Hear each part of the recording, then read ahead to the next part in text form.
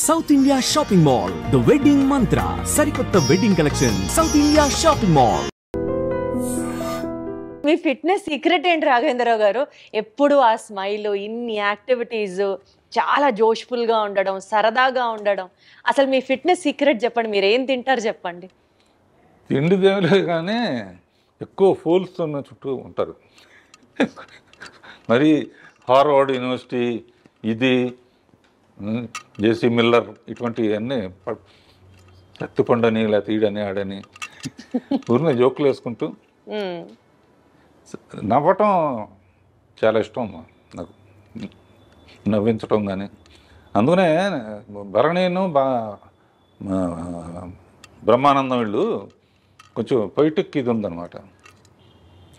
నేను 2-3 కొటేషన్స్ అందరూ రాస్తున్నాక మనం ఎందుకు రాయకూడదని చెప్పి అందులో కూడా మనం అనుకున్నవన్నీ జరిగి ఉంటే ఇప్పుడు జరిగినవన్నీ మనం అనుకున్నవి కావు. మనం అనుకున్నవన్నీ జరుగుంటే ఇప్పుడు జరిగినవన్నీ మనం అనుకున్నవి కావు. నువ్వు అంతేగా అంతేగా అంతేగా. అది కాకుండా లైఫ్ని ఇంత లైట్గా తీసుకుంటేనే సీరియస్గా ఉంది, సీరియస్గా తీసుకుంటే ఎలా ఉంటుందని. అంతేగా, అదొకటి నాకు చాలా ఇష్టమైంది. అది మెయిన్ అనమాట. లైఫ్ని ఎంత ఇది వచ్చినా కూడా దాన్ని వెల్కమ్ చేయటం, జోకులు వేసుకుని రే పోయిందిరా సినిమా పోయింది రా. అసలు సో మీకు ఏది ఆ బాధ కానీ ఆ ఫ్రస్ట్రేషన్ కానీ మిమ్మల్ని అసలు టచ్ చేయవు అన్నమాట. అయితే ఇంట్లో కూడా అంతే. మెడిటేషన్ చేస్తారా దానికోసం ప్రత్యేకంగా? అదొకటి ఉంది, మర్చిపోయాను. పొద్దునే ఓ రోజు స్విమ్మింగ్ పూల్, ఓ రోజు పిలాటే, ఓ రోజు స్ట్రెచ్చింగ్ ఎక్సర్సైజ్, ఈవినింగ్ యోగా నిద్ర మెడిటేషన్. ప్రతిరోజు పికిల్ అవగానే స్నానం చేసి ఒక 40 minutes మెడిటేషన్. సో టైముని అలా విభజించుకుంటా.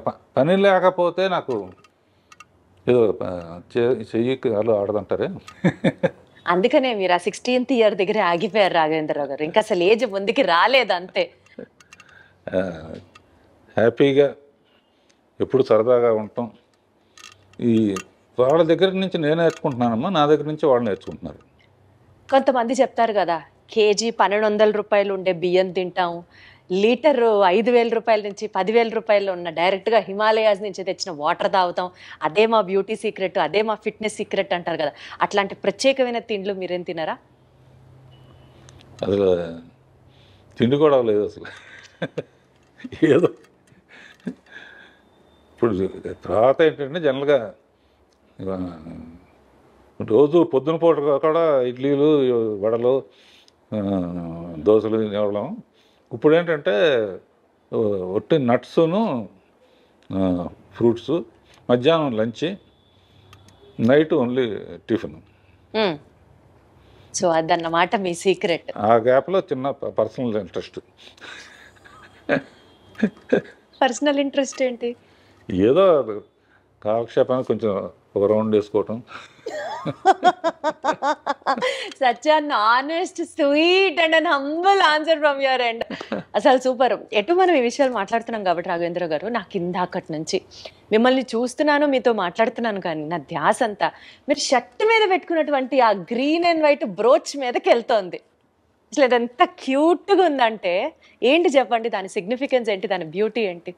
ఇది మా అమ్మాయిలు ఏంజల్ ఉంటే మంచిది అంటారమ్మా. ఏంజల్ ఇళ్లలో కూడా ఏంజల్ బొమ్మ పెడితే చాలా, లేకపోతే నువ్వు కూడా పెట్టుకో ఇంట్లో, ఇది పెట్టుకో అని చెప్పి మా పిల్లలు ఇచ్చారు. ఇది వాళ్ళు ఇచ్చిందంటే నాకు వాళ్ళంటే నాకు ఎంత ప్రేమో, ఇది అంటే అంత ప్రేమ అనమాట. దీంతో చాలామంది అడుగుతారు, ఇది ఎక్కడ పోతుందో అని చెప్పి 2-3 ఒక్కోసారి పడిపోవచ్చు కదా. ఒకటి మట్టుకు అందరూ 2-3 ఎప్పుడూ పెట్టుకుంటాను. ఒకటి మట్టుకు ఎక్కడ పడాలో అక్కడ పడుతుంది. గొప్ప వ్యక్తి అక్కినేని నాగేశ్వరరావు నిర్యాణం చెందినప్పుడు అన్నపూర్ణ స్టూడియోలోనే ఇది చేశారు. ఫైర్ లాస్ట్ రైట్స్ అన్ని అక్కడ చేశారు. నాగార్జున ఎక్కువ ఎమోషనల్ అయితే నేను గట్టిగా కావాలని చేస్తున్నాను. ఇంటికి వచ్చి చూస్తే ఇది లేదు, అందులో పడిపోయింది అనమాట. అందుకనే ఎప్పుడు సేఫ్టీకి దానికి నేను చాలా హ్యాపీగా ఫీల్ అయ్యాను. ఒక గొప్ప వ్యక్తికి ఇలా అనేక మెట్టు మీద మెట్టు. ఎల్వి ప్రసాద్ గారు అనేవారమ్మా. అంటే ఆయన సినిమాలో చైల్డ్ ఆర్టిస్ట్గా కూడా చేశాం. నేనంటే బాగా ఇష్టం ఆయనకి. రాఘవేంద్ర సినిమా పెద్ద హిట్ అయిందని వాళ్ళ అబ్బాయి చెప్పాడు అనుకో, రాఘవేంద్ర ఎంత పైకి వెళితే ఎక్కడం ఇది పడిపోకుండా ఉండడం బాధ్యత, పడిపోకుండా చూడటం. ఎంత హైట్ వెళ్తే అంత బాధ్యత పెరుగుతుంది. అట్లా is a beautiful journey all over. ప్రత్యేకంగా అండి సీనియర్ ఎన్టీఆర్ గారితో మీరు చేసిన ప్రతి సినిమాలో ఆడియో బ్లాక్ బస్టర్ హిట్ అంతే. చక్రవర్తి గారు మ్యూజిక్ అనుకోవచ్చు, లేకపోతే వాట్ ఎవర్ కారణాలు ఏంటో మీరే చెప్పాలి. కానీ అసలు ఆ పాటలకి మీరు దగ్గరుండి రాయించుకునేవారా, లేకపోతే ఎన్టీఆర్ గారే రాసేవారా? అసలు ఏంటి ఆ మ్యాజిక్? యాక్చువల్గా అమ్మా ఇందాక చెప్పినట్టు రామారావు పిక్చర్ రాగానే ఎట్టి పరిస్థితుల్లో సక్సెస్ చేయాలి అన్నది ఒక అప్పటికేంటంటే నాగేశ్వరరావు డ్యాన్స్లు అంటే బాగా విపరీతంగా స్టెప్పులు విజిల్స్ చేసేవాళ్ళు. రామారావుకి అంత సాంగ్స్ అప్పుడు మిగతా వర్షిప్ ఉండేది, కానీ ముందు అది కూడా కవర్ చేయాలని చెప్పేసి నా బిలీఫ్ ఎప్పుడు సాంగ్ హిట్ అవ్వాలన్నా ఇది చెప్తున్నా దాని లీడ్ సీన్ బాగుండాలి. సో సాంగ్స్లో ఆయన ఫెయిల్ అవ్వకూడదు అనుకుని ఆరేసుకోబోయే పారేసుకున్నాను అనే అడవి రౌండ్ల పాట మాధవన్ గారు మ్యూజిక్. ఆ పాట అప్పుడు ఏంటంటే హీరో కోసం పరిగెత్తుకుంటూ వస్తుంటే నీళ్ళలో పడిపోతుంది. ఆయన వచ్చే లోపల ఆరేసుకోవాలని చెప్పి లీడ్ అలా తీసుకు ఈ లోపల ఆయన వచ్చేస్తున్నాడు. ఆడియన్స్ ఎంత మంచి వాళ్ళు అంటే వస్తామంటే చీర ఎగిరిపోయింది. చెట్టు నుంచి చార వేసుకోబోయి పారేసుకున్నానంటే ఓ ఏళ్ళలో డబ్బులు అంటే టేక్ ఆఫ్ ఉంటేనమ్మా. అక్కడి నుంచి ఇక పాటల్లో కూడా ఆయన కూడా అందులో కృషి ఉంటే మనుషులు దృష్టిలో అవుతారులో ఎన్లైట్మెంట్ ఆఫ్ సోషల్ ఇది ఒక మోటివేషన్ సాంగ్. తర్వాత కోకిలమ్మ పెళ్ళికి అనేది, తర్వాత మేజర్ చంద్రకాంత్ పుణ్యభూమి నా దేశం పాట. అసలు మేజర్ చంద్రకాంత్లో పుణ్యభూమి నా దేశం ఎక్కడికి వెళ్ళినా సరే ఆగస్టు 15th జనవరి 26న ఈ పాట ప్లే అవ్వకుండా భారతదేశంలో ఎక్కడ ఉండదు అంతే. అదిను ఆయన అందులో కూడా అన్ని గెటప్పులు శివాజీ అల్లూరి సీతారామరాజు ఆయన అనేవాడు, బ్రదర్ చాలామంది చేశారు జాగ్రత్త అని. అంటే అల్లూరి సీతారామరాజు కట్టబొమ్మను కూడా ఇస్తాం కదా, శివాజీ గణేష్ చేశారు. కమిట్మెంట్ అంటే ఆయన గెటప్లన్నీ ఆయన గద తయారు చేసిన అన్ని డిజైన్ ఆయన వస్తాడు. ఎన్టీఆర్ గారే డిజైన్ చేసేవారా? బాగా ఆ ఇప్పుడు సాంగ్లో చూసి తెలుస్తుంది. కట్టబ్రహ్మన్ గెటప్ మొత్తం ఇట్లా బంధిస్తుంటే దాన్ని చీల్చుకొని నడవాలి ఆయన. మన ప్రొడక్షన్ వాళ్ళు ఉంటాయి, కారులో కంఫర్టబుల్గా ఉండదని ప్రొడక్షన్ అని తెప్పించుకుని టిఫిన్ క్యారియర్లో నింపుతామే, అందులో ఎక్కొచ్చాడు ఆయన. ఎక్కొచ్చి ఇట్లా దిగితే అట్లా కదా ఓ బెంగళూరు ప్యాలెస్లో తీసాం, ఎవరు కట్టాలిరా పన్ను అమ్మో. ఇక ఆయన టాపిక్ సౌందర్యలో టాపిక్ వచ్చినప్పుడు నేను తట్టుకోలేక ఏడ్చేసాను.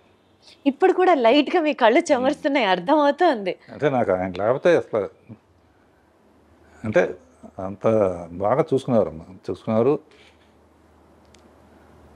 నేను అందుకనే చెప్తున్నా కదా, ఫస్ట్ ఆయన మీద క్లాప్ కొట్టడమే నాకు నా ముహూర్తం అంటారే, గొప్ప ముహూర్తం అన్నమాట నా జీవితానికి. అందుకనే ఆయన దేవుడిలాగా జీవితంలో మర్చిపోలేని. మీరు అలాగా ఇప్పటికే తలుచుకుంటూ సందర్భం వచ్చినప్పుడు అల్లా ఆయనకి కృతజ్ఞతలు చెప్పడం అంటే మీ గొప్పతనం అంతే. పాటల ప్రస్తావన వచ్చింది కాబట్టి శ్రీదేవి గారితో మీరు 24 సినిమాలు చేశారు. అసలు మీరు చేసినటువంటి హిట్ సాంగ్స్ గురించి మాట్లాడుకుంటూ వెళ్తే ఒక ఎపిసోడ్ మొత్తం దాని గురించే చేయాలి. But one of my favourites కానీ ఈ జనరేషన్లో కూడా ఈ ఇన్స్టాగ్రామ్, ఫేస్బుక్, యూట్యూబ్లో రీల్స్ అని చేస్తూ ఉంటారు. ఇప్పటికీ ఎవర్ ట్రెండింగ్ సాంగ్ సిరిమల్లె పువ్వా. అసలు ఎంత బాగుంటుందో ఆ పాట. ఈ పాట వెనకాల ఉన్నటువంటి కొన్ని జ్ఞాపకాలని పంచుకోండి సార్. శ్రీదేవిది ఒక హిస్టరీ అమ్మా, ఎవరికి జరగనే. మా ఫాదర్ పిక్చర్లో చైల్డ్ ఆర్టిస్ట్, నేను అసిస్టెంట్ డైరెక్టర్. నిద్రపోతా ఉంటే షార్ట్ రెడీ అని చెప్పి ఎత్తుకుని తీసుకొచ్చి యాక్ట్ చేయించాం. ఒకసారి కొన్ని నాకు ఇచ్చేసేవారు ఆయన, నువ్వు చేసురా అని. మౌంట్ రోడ్లో ఎంఐ రోడ్డు దాటు అడవడిగా రావాలి. నేనేంటి మనకు ఛాన్స్ దొరికింది బాగా తీయాలని చెప్పి అప్పుడే లైట్స్ వచ్చినాయి అనమాట. నేను ఇట్లా ఊపుతాను, నువ్వు పరిగెత్తుకొచ్చా అన్నాను. లైట్లు గ్రీన్ పడింది, ఊపాను. కార్లలో వస్తాయి, ఆ సెన్స్ పోయింది. అయ్యో, లక్కీగా ఆ షాట్ కూడా అందులో ఉంటుంది. జస్ట్ ఎడ్జి తగిలి పడిపోయింది. పడి అన్కాన్షియస్ అయిపోతే ఎత్తుకుని నాకు జైలు ఇవన్నీ కనపడి అనమాట. అయ్యో, ఏమవుతుందా, ఏ రిస్క్ అవుతుందా. అలా స్టార్ట్ అయ్యింది. ఆ తర్వాత పెద్దమ్మాయి అయిన తర్వాత ఫస్ట్ అటు ఇటుగా ఉన్నాయి. తమిళ్ 14 ఏళ్ళతో బాగా, సో దానికన్నా బాగా తీయాలన్న ఛాలెంజ్తో ఆ సిరిమల్లె పువ్వ పాట ఒరిజినల్లో కూడా భారతరాజు గారు చాలా బాగా తీశాడు. నేను ఇందులో నా ఇది బొప్పాస్కాయ దానికో ఏ ప్రోగ్రాంకి వెళ్ళినా కూడా కంపల్సరీగా నాకు ఆనందం ఏంటంటే శ్రీరామనవమికి రామదాస్ పాటలు వేస్తారు, కొండ మీద అన్నమయ్య పాటలు వేస్తారు. ప్రోగ్రామ్స్లో ఆగస్ట్ 15 అంటే మేజర్ చంద్రకాంత్ పాటలు వస్తాయి. సిరిమల్లె పువ్వ అబ్బనైతేందబ్బా. అసలు ఆ పాట గురించి మీరు చెప్పద్దు. బ్లూ కలర్, నేను చిరంజీవి గారి బర్త్డే సెలబ్రేషన్స్ది ఒక ఈవెంట్ హోస్ట్ చేశాను. ఆ ఈవెంట్కి వెళ్ళేటప్పుడు నా కాస్ట్యూము శ్రీదేవి గారి కాస్ట్యూము, బ్లూ చీర, బ్లూ బ్లౌజ్, ప్లెయిన్ అనమాట. ఎగ్జాక్ట్గా అబ్బనీతి అని దెబ్బ నాకు అది కళ్ళ ముందర ఉంటుంది. నాకే కాదు, చాలా మందికి వీరాభిమానులు ఉన్నారు ఆ పాటకి. అలా పాటకి ఛాలెంజ్ అమ్మా. మా ఆపరేట చేమ చెట్టు అదొకటి మర్చిపోలే. కీరవాణి లేకపోతే నేను మ్యూజిక్ చేయలేను అనే ఫీలింగ్ వచ్చేసింది నాకు.